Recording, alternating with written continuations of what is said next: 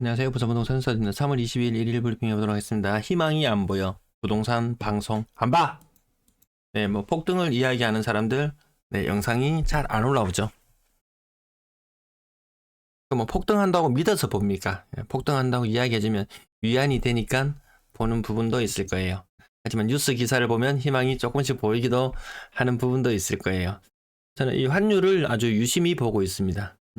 과거 한 10년 정도 세월, 아니 과거 한 20년 세월이네요. 20년 세월의 그 평균을 보니까 한 1150원 정도 됐습니다. 지금 1344원입니다. 지금 현재. 오늘 조금 더 가파르게 오르고 있네요. 위기가 끝나면 환율이 안정될 테죠. 환율이 썩 안정적으로 보이지는 않습니다.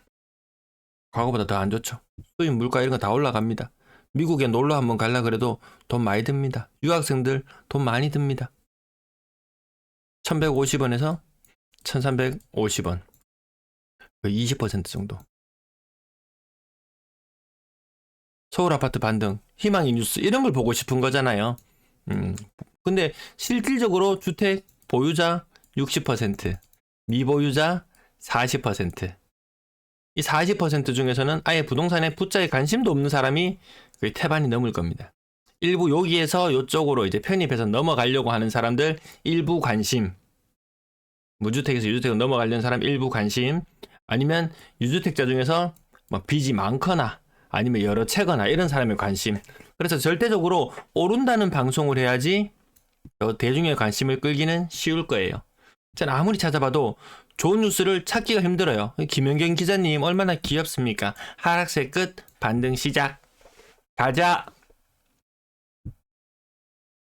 서울 보합이거든요. 전국적으로 지금 분위기가 좋으려 그러면 붉게 물들어야 되는데 그런 분위기 아니죠. 대구 분위기 갑자기 오늘 제목을 가져가 봤는데요. 거래량 갑분싸입니다. 예. 그럼 갑자기 거래량이 왜 줄어드느냐? 늘어날 이유가 없었어요. 늘어날 이유가 없었어요. 지금 대구의 거래량 속도가 거의 부산과 맞먹을 정도입니다. 갑자기 거래량이 미친 듯이 늘어나는 주가 있었어요. 왜? 그 전에 오류로 누락되었던 부분들이 신고되면서 거래량이 늘어났습니다. 그리고 한 주 정도 거래량이 이상하리 많지 폭등하는 날이 있었어요. 이제 간다. 거래량 다시 3,000건 4,000건 뚫고 간다. 이런 이야기 하는 분도 계세요. 근데 갑자기 분위기가 거래가 갑자기 쌓여졌습니다. 그럼 왜 쌓여질 수밖에 없느냐?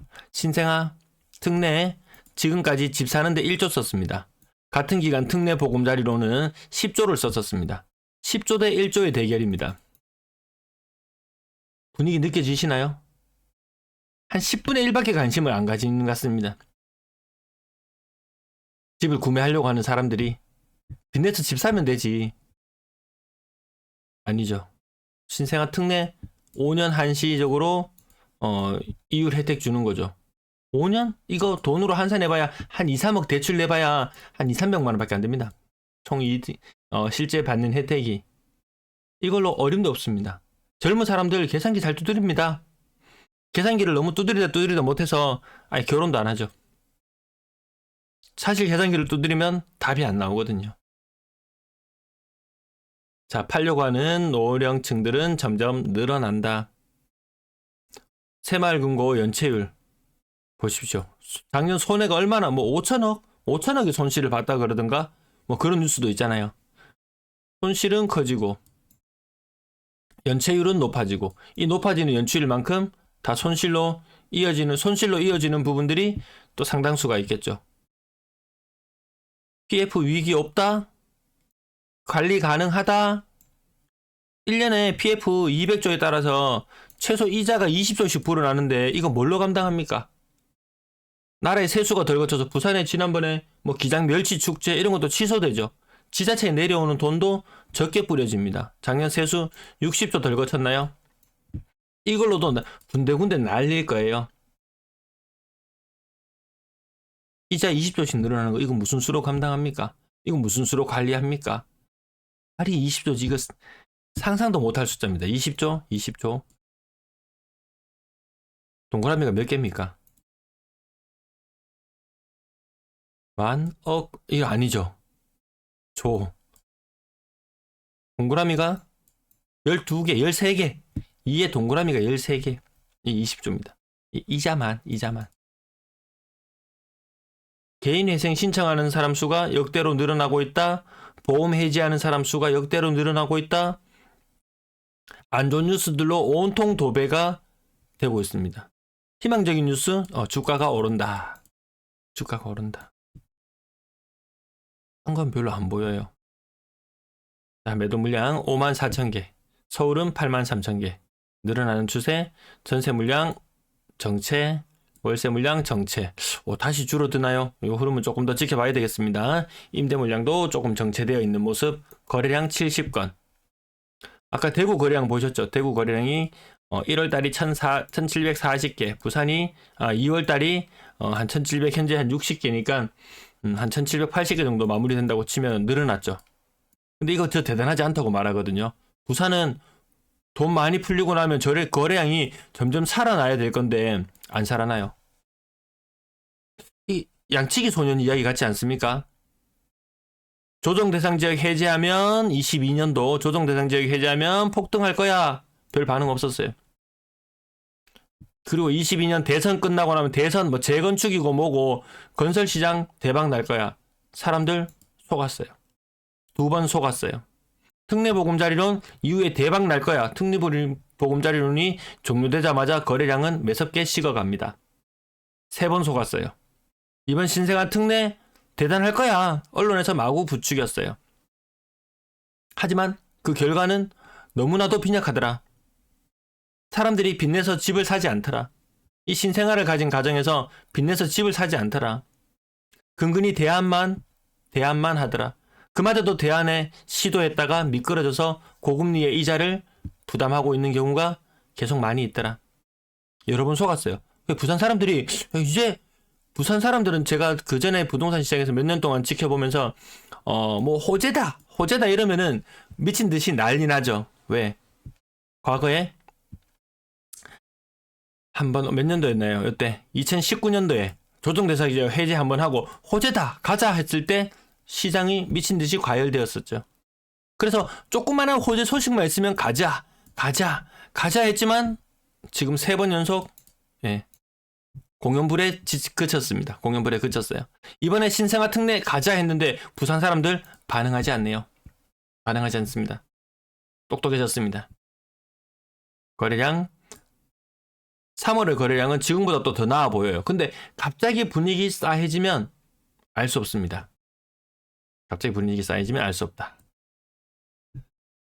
자, 오늘 비싼 아파트 70여 건의 거래 중에서 6억 이상 아파트 11건. 그 중에서 대형평 40평 제외하고 40평 제외하고 40평 제외하고 60평 제외하고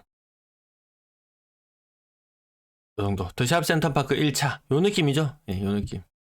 9억 3천 최고가 13억 하락률 28.5% 별로 안 돼 보이죠.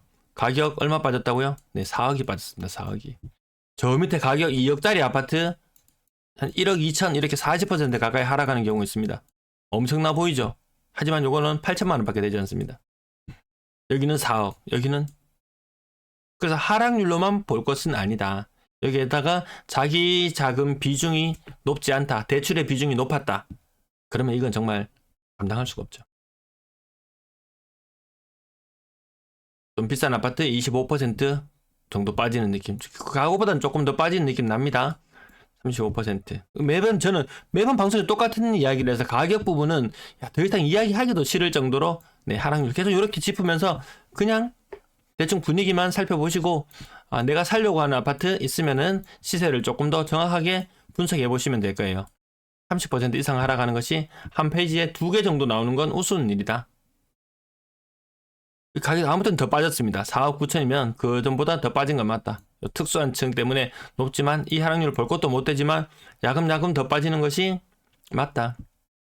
자, 최신의 아파트들 하락률 제끼고 나면 거래 공백들 있는 거 제끼고 나면 시장이 정말 재미없습니다. 천천히 오르는 시장도 재미가 없어요.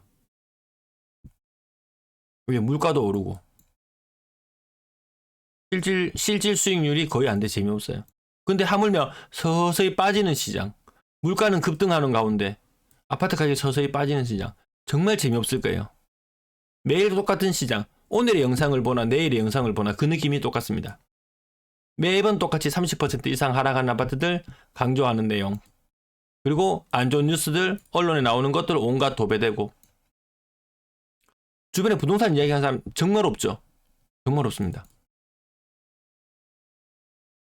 관심도 없습니다. 부동산 게시판 글수도 확연히 줄어들었습니다. 이거 뭘로 다시 띄울 수 있을까요? 이게 어느 정도 이 부동산 흐름도 그 추세라는 게 있고 심리라는 것이 있는데 제가 봤을 때 모든 것이 다 꺾여 있는 상황이다. 이렇게 꺾여 나가다 보면 누군가는 또 매력적인 가격 또 만날 수 있을 거예요. 나중에 뭐 11월 달에 뭐 이사해야 되는데요. 뭐 집값이 오를까요? 어떨까요? 어디를 사야 될까요? 급등하고 이런 시장 없습니다. 그냥 자기 형편에 맞게 그 가격에 맞게 뭐 직장이 되었건 뭐 자녀의 뭐 학교가 되었건 뭐 선택의 문제만 남아 있는 것이지 폭등 같은 거 없다. 폭락도 사실상 없다. 언당거래대금 빠지고 있고요. 어느 분이 댓글을 남겨주셨던데 뭐 보금자리론 뭐 하여튼 2억을 대출 받아서 3억짜리 집을 살려고 한다. 3억짜리 집? 저는 댓글 달진 않았어요. 괜찮다. 그 정도면 괜찮다. 금리 굉장히 싸게 대출 받거든요. 2% 중반 대출 받아서 한 달에 50만 원. 소득은 한 달에 400만 원 이상. 나쁘지 않습니다. 한 달에 50만 원씩 지불하는 거. 물론 원리금, 원금도 일부 갚아야 되는 부분도 있겠지만 기간을 조금 길게 잡으면 좀 덜 부담스러운 세대도 있습니다. 근데 내가 지금 50대고 60대고 이렇게 되어 가는데요. 나 이때까지 1억밖에 안 모아놨어. 2억을 대출 받으려고 해. 이게 힘들거든요. 이렇게 되면 힘듭니다. 원리금 갚고 나면 소득은 바닥을 기는 이제 그런 시기로 접어들면 소득이 많지 않다면 힘들 수 있습니다. 부산 속았지 거래량이 이렇거든요. 정책자금 60조 시장하고 이거 많이 말씀드려요. 올해 실질적으로 정책자금 신생아 특례 30조 그리고 플러스 뭐 보금자리론 10조하고 40조 정도 푼다고 했거든요. 신생아 특례 이 상태로 가면은 한 15조나 쓰일까요? 네, 예전에 그 표를 다시 그렇게 제가 만들어 놓은 그걸 다시 가지고 와야 되겠습니다. 올해 많아봐야 30조다. 이것이 마중물 역할을 해야 되는데 그 이름 뭐라 그러냐? 수동으로 하는 물 펌프 그거 뭐라 그러죠? 시골에 가면 있는 거. 물 한 바가지 부어가지고 경상도 사투리로 씨룬다 그러죠. 씨르면은 지하수가 펌프질 하면서 용솟음 치면서 올라오죠. 근데 바가지 물 조금 따로로 따라가지고 펌프질 죽으라고 하면 뭐합니까? 물 안 올라오죠. 한 번에 화끈하게 끌어올려야 되는데 심리를 살려낼 길이 없다라는 부분 안타깝지만 없다. 그런 가운데 누군가는 또 기회를 잡습니다. 이런 기회에 네, 또 기회를 잡는 사람도 분명히 있습니다.